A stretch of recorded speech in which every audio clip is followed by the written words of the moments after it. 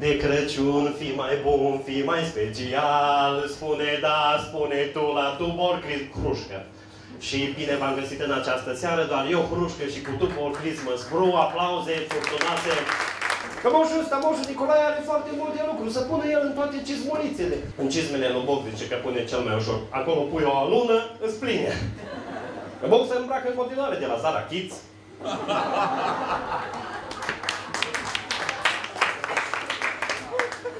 Da!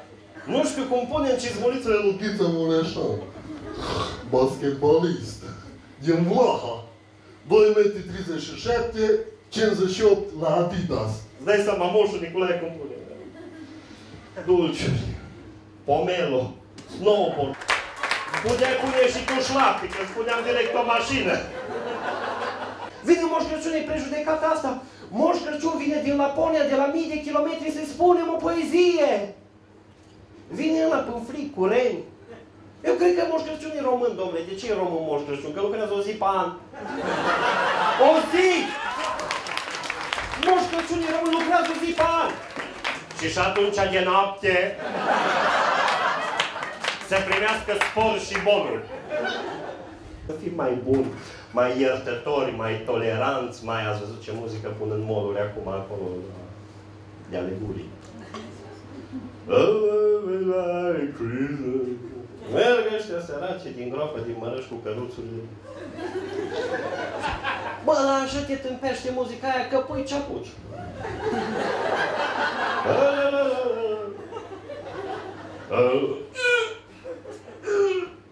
Te trezești la casa de marcat. Botine, kilos de damă, aliel la 15. Spiritul Crăciunului.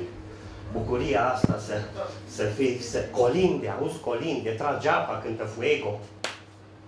Însă că mamele noastre sunt foarte ocupate. Noi nu apreciem munca mamelor.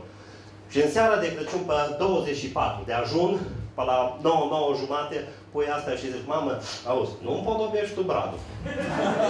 Hai, te rog, împodobește, bă. Tata-i muci. Nu se fac revelione în Midi. Midi e clubul meu de suflet serios, sau reclame la radio la Midi. Vino cu vena, noi îți dăm seringa, Midi. Vino în Midi. De Midi, colindele cele mai ascultate sunt White Christmas și Let It Snow Man. Și Iris a spus CD cu colinda. Deschide ușa ca să te pot colinda. Ce nu strigă noapte? Merită vodka. E ploaia ce cade! Hai, zăpada ce cade! Și guță, dar ea nu știe numai primul vers, să-l tot repete. Deschide ușa creștine. Deschide ușa. Da, deschide ușa.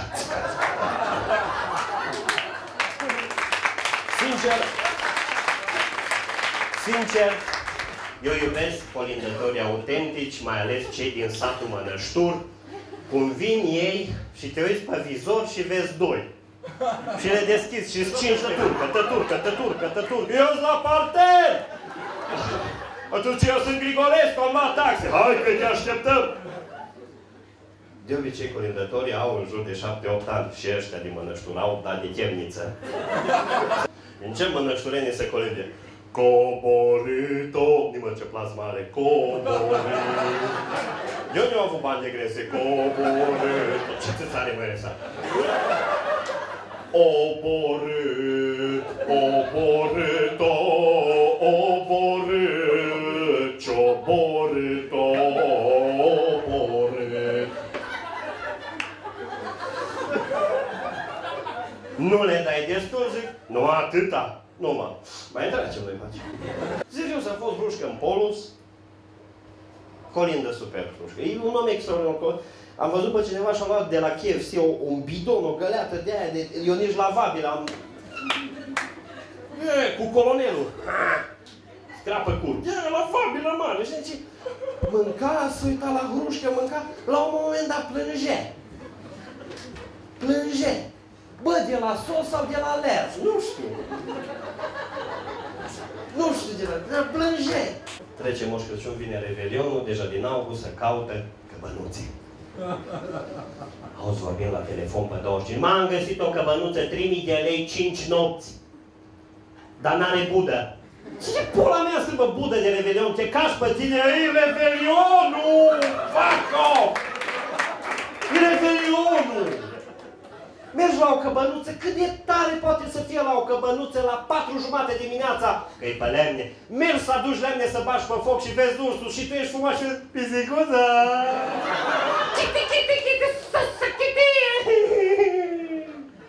Dar e mare. Sau clasicele Revelione aici în Cluj la restaurante care au același căcat de meniu cu ouă umplute. Câți din bărbații din sală vor să intre cu ouăle umplute în 2012? Lasă-o în pulă.